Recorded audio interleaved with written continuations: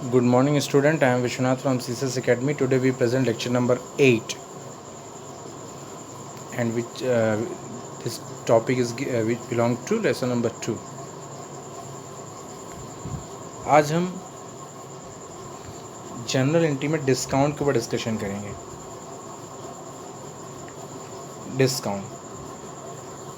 Discount क्या होता है? बहुत सारे लोगों ने बहुत सारी स्टूडेंट ने कभी न कभी सभी ने सुना होगा डिस्काउंट क्या होता है। डिस्काउंट को हम हिंदी में छूट बोलते हैं।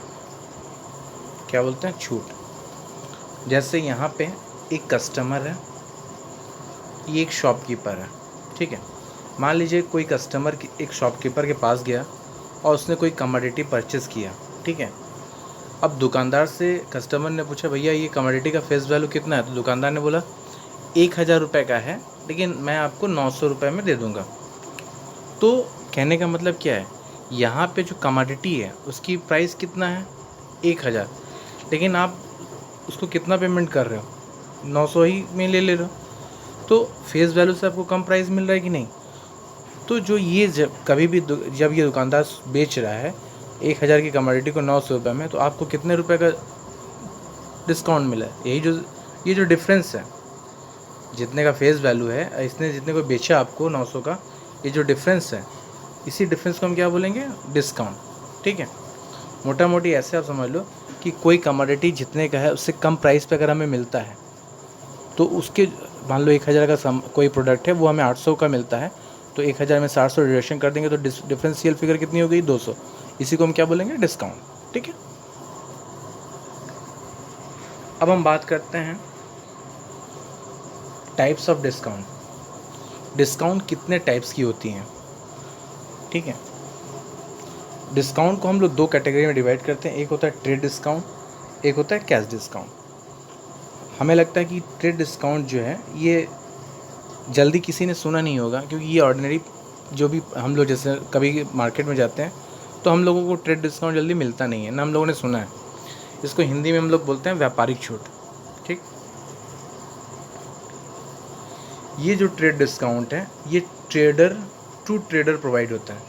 मतलब एक बड़ा व्यापारी दूसरे बड़े व्यापारी को, या एक दुकानदार दूसरे दुकानदार को जब छूट प्रोवाइड करता है तो वो होता है ट्रेड डिस्काउंट, ठीक है।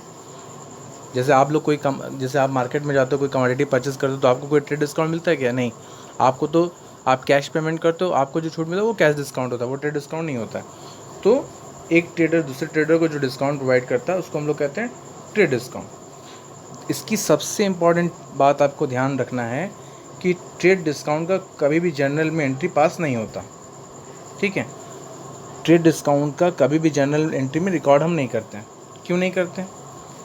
अगर कोई पूछता क्यों नहीं करते, तो आपका सबसे बड़ा रीज़न है कि ट्रेड डिस्काउंट को हम डिडक्ट कर देते हैं इनवॉइस में से, इसीलिए इसका जर्नल एंट्री में हम पोस्टिंग नहीं करते हैं। सिर्फ अर्थमेटिकल वे में इसका कैलकुलेशन करते हैं और उसके प्राइस में से इसको डिडक्शन कर देते हैं, ठीक है। अब बात करते हैं हम कैश डिस्काउंट की। नाम से ही लग रहा है नकद छूट। जब आप कैश पेमेंट करोगे, जब कोई कमोडिटी लोगे और कैश पेमेंट करोगे, तो या तो आपको छूट मिलेगा, या आप किसी को अगर दे रहे हो, अगर वो आपको कैश पेमेंट कर रहा है, आप किसी को छूट दे रहे हो या आप किसी से छूट ले रहे हो, तो इस टाइप की छूट डिस्काउंट को हम बोलते हैं कैश डिस्काउंट, ठीक। इसकी जर्नल एंट्री में हम लोग पोस्टिंग करते हैं।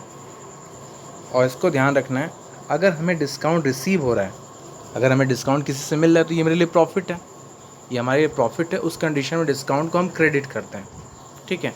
अगर हम डिस्काउंट किसी पार्टी को देते हैं तो ये मेरे लिए क्या एक तरीके से लॉस है, तो हम उसको डेबिट करते हैं। नॉमिनल अकाउंट में यही पढ़ा था ना कि जो all expense will be debited, तो जो भी एक्सपेंस होते हैं ये लॉसेस को हम डेबिट करते हैं।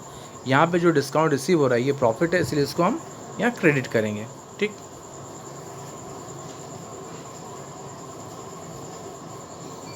नाउ एक एग्जांपल है ट्रेड डिस्काउंट का, जिसको हम देखते हैं कि कैसे ट्रेड डिस्काउंट का एंट्री होता है। जैसे यहाँ लिखा है, goods purchase from Sunil of list price of 50,000 at 10% trade discount. यहाँ पे सुनील नाम के बंदे से कमोडिटी परचेज हुई है 50,000 का, उसके ऊपर ट्रेड डिस्काउंट कितना है? 10%। अभी हमने बताया ट्रेड डिस्काउंट का जर्नल एंट्री तो बनेगा नहीं, लेकिन पैसे में तो उसको शो ऑफ करना पड़ेगा।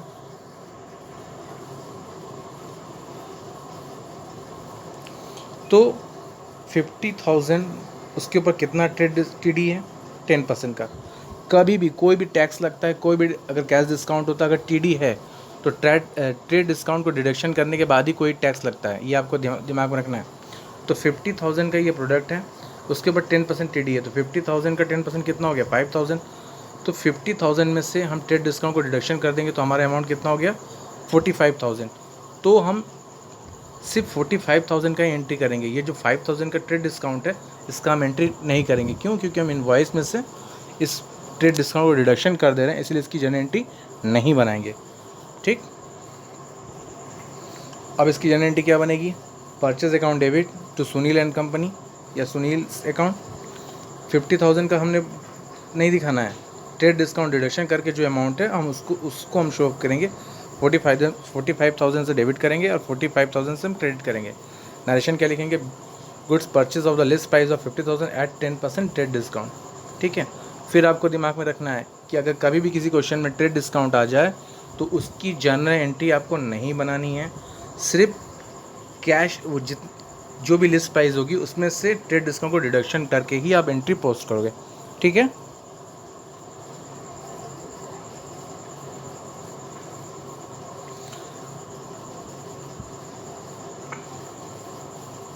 अब आइए कैश डिस्काउंट का एंट्री देख लेते हैं। जैसे यहाँ लिखा है bought goods from Sohan of the list price of 10,000 at 15% trade discount. यहाँ पे सोहन नाम के बंदे से 10,000 का प्रोडक्ट परचेस किया गया, उसमें 15% ट्रेड डिस्काउंट है। तो पहले हम इस एंट्री को कर लेते हैं, purchase account debit to Sohan. अब 10,000 का प्रोडक्ट लिया गया है लेकिन इस पर 15% का ट्रेड डिस्काउंट है, तो अभी हमने बताया कि ट्रेड डिस्काउंट का एंट्री नहीं होगा लेकिन उसको डिडक्शन करके शो करेंगे। तो 10,000 का 15% कितना हो गया?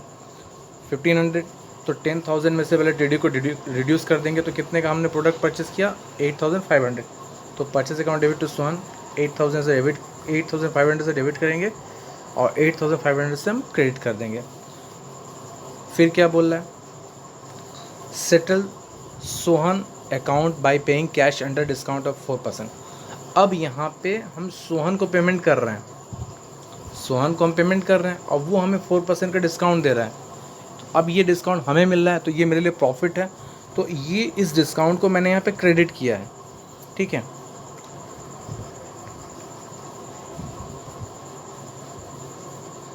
तो अब हमें सोहन को पेमेंट करना है, तो Sohan is the receiver, Sohan account debit to cash account to discount, क्योंकि कैश पेमेंट कर रहे हैं। तो 8,500 का पेमेंट करना है, तो सोहन अकाउंट में हमने डेबिट कर दिया 8,500 का, लेकिन 4% का वो हमें डिस्काउंट दे रहा है। तो 8,500 का 4% कितना हो गया? 340 रुपये ये हमें मिल रहा है।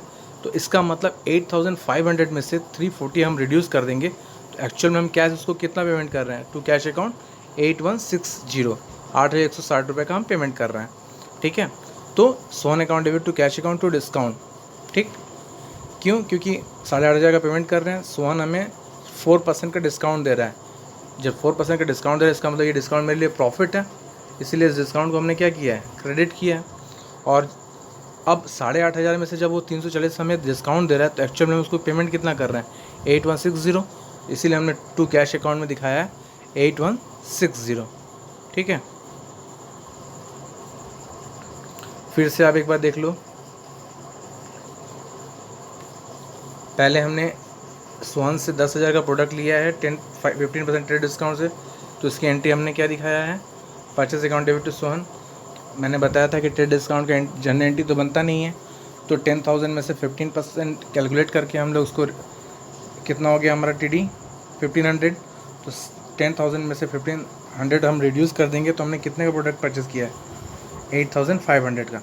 अब उससे हम पेमेंट कर रहे हैं और वो हमें डिस्काउंट प्रोवाइड कर रहा है, paying cash under discount of 4%।